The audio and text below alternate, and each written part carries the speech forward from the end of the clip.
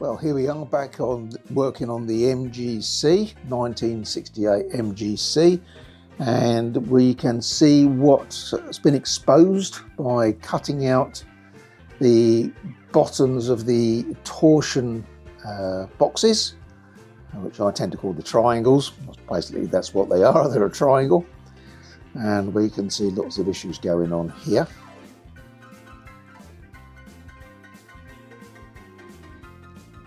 Looks like it's going to be quite interesting to try and make these parts. Also, you can see the rear part of the seal and this suspension mounting bracket, which looks rather intriguing. I think that might be a challenge. So this is all a bit odd. So I'm assuming that's original, that gap there. That's the gap between the floor and this triangle plate, or the frame for the triangle plate. But as my mate Kevin pointed out, it seems to be 3 or 4 sections of steel all clamped together. So again, an oddball thing. So if you're now looking underneath your MGB and going, what on earth is the idiot talking about? You won't have this because it's unique to the MGC. Now, there is an independent manufacturer of these particular parts, Steve Wilson, who's been extremely helpful, great with advice, offered lots of help, but is a little bit away from me, so I can't exactly pop up there to have a chat actually on site, but he's been very, very helpful on the internet. So Steve Wilson. Clone Classics is the name of his company. Very, very well respected MGC guy. So using my wallpaper lining paper, making up the templates, as you can see there, marking out the holes and the bends and the shapes best I can, because obviously my originals weren't, as you can see, they're not original. They've been botched up before.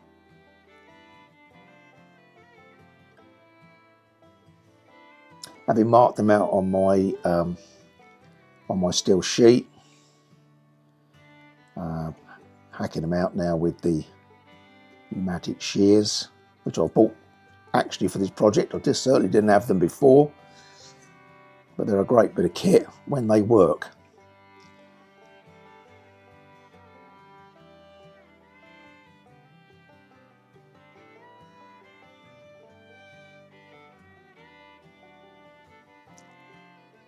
As you can see here, I'm struggling a little bit. For some reason, they don't always want to start.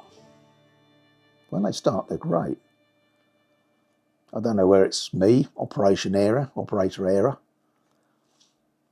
I've tried tightening up the teeth a little bit, and I'm sure someone out there knows far more about them than I do.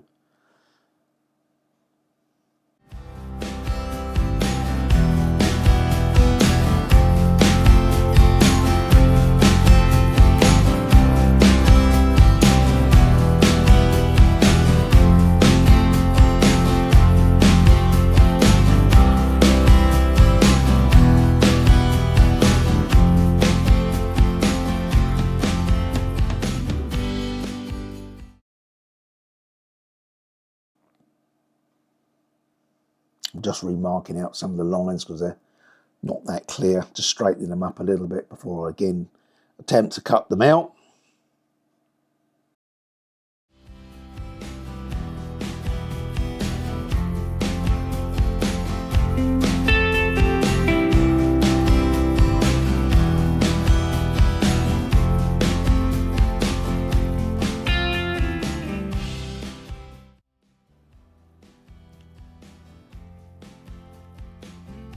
I suppose alternatively I could have cut them out with a jigsaw, but having bought these pneumatic shears, and as I say, they are good, they do give you a nice clean cut. They don't distort the edge of the metal like a nibbler would. My second option would buy a nibbler, but then you've got to really straighten up the edge. Well, my understanding is you've got to really straighten up the edge. So that's why I went for the pneumatic shears. They weren't dear. I think I paid around about 30 quid. I'd already upgraded the compressor to cope with it. And here we go, there's the basic shape. I'm just using the clamps to hold it on, do the sort of test bending, if you like.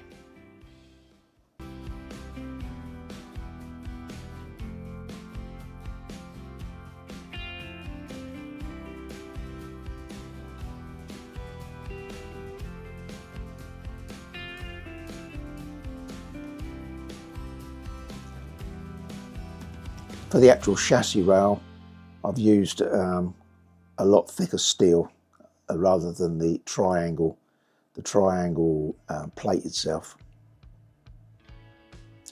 I think they call this steel Zinc, so it's pre-coated with zinc to stop it rusting. So it's nice and easy to work, and apparently it's used a lot in the car industry nowadays.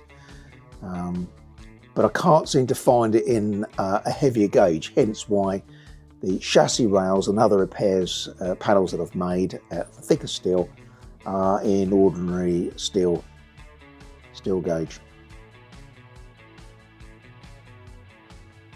Yeah, I'm at the moment reasonably pleased with that.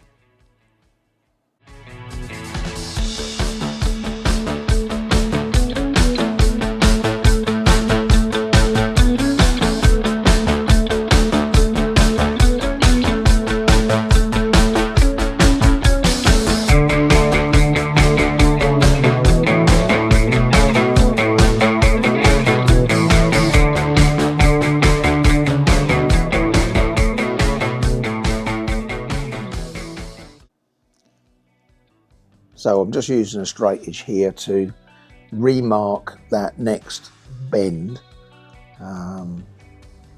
Couldn't mark it properly before because I don't think I had the actual chassis rail made. But now I've got the chassis rail made. As you can see, I can run a bit of straight edge up there, and I should be able to mark it fairly easily.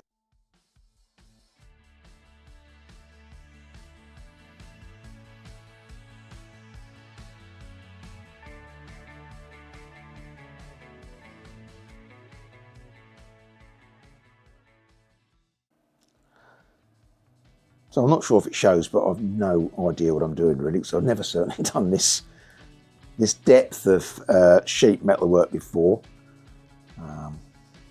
So it's all a bit of learning as I go. And if I make a mistake, then I'll just chuck it away and start again, I suppose.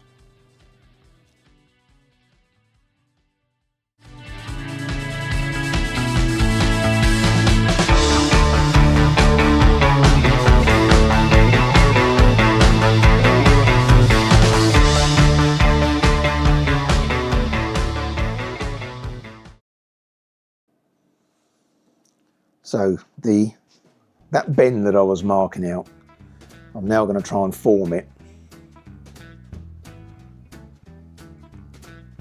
I would normally put it in the press and using this tool that I've made in the press and just press it down, but it's a funny shape and I couldn't get it quite to fit within the press. So I'm going to have to think out of the box a little bit. Using the bottom part of the tool, and what should we use? Okay, we'll use a brick bolster, that'll do it. And the good old adjusting tool, sorry, hammer.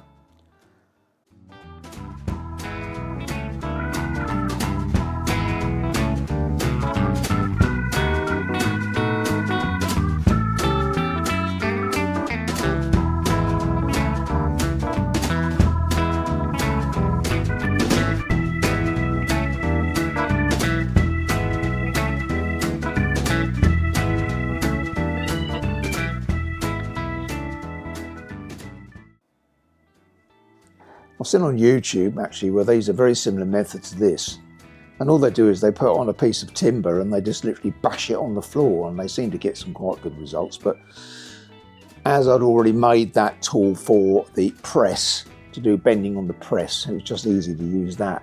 And again, it seemed to work quite well, so more luck than judgment. A couple of attempts and trial fits. I've got a quite reasonable bend, so I'm quite happy with that.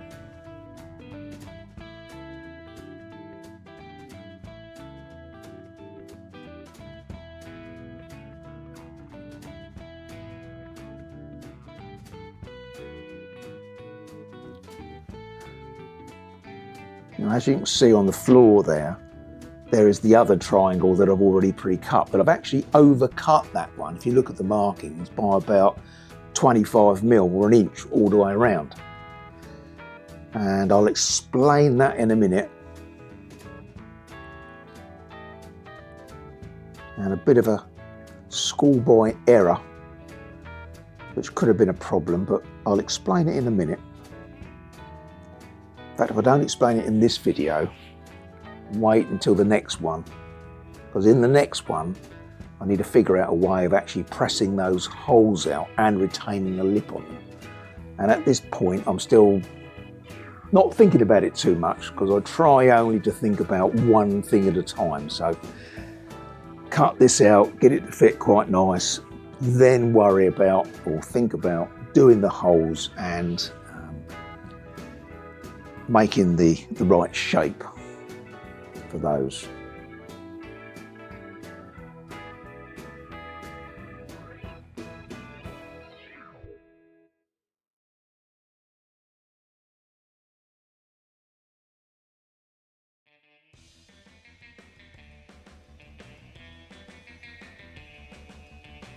And you can judge how much money I've made from these videos I've been making by the state of my jumper, my pullover. It's in good fettle, as you can see. I'm not that good at darning, and I certainly wouldn't ask my wife to darn that. I think she would seriously consider her throwing it away, but I tend to hide it in the garage, in my other garage, so that she can't see it. And it's good enough for out working on the cars, as long as you don't mind cold elbows.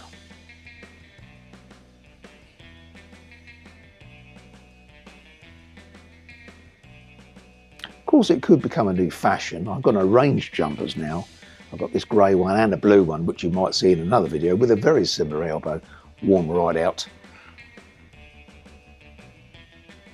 But hey, they do.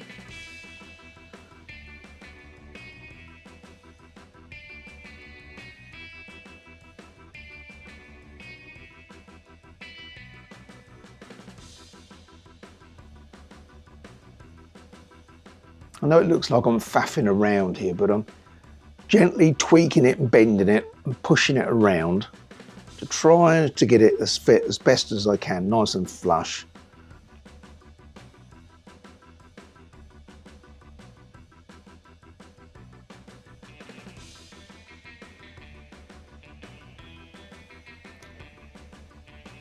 And just to repeat what I said earlier, I am working a bit blind because I have to work from pictures that I found on YouTube to work out where the bends should be.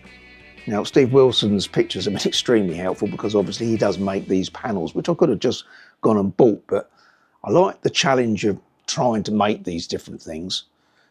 Okay, worst comes to worst, if I fail, then I could always order some. He's not that expensive, but I've got the steel, got the time, so have a go. Always my attitude, have a go.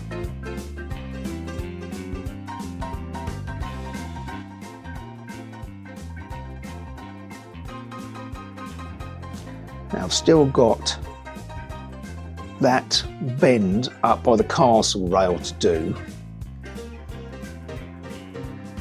in order to bring it round, not 90 degrees, but to bring it round so it sits flush on the bottom of the castle rail.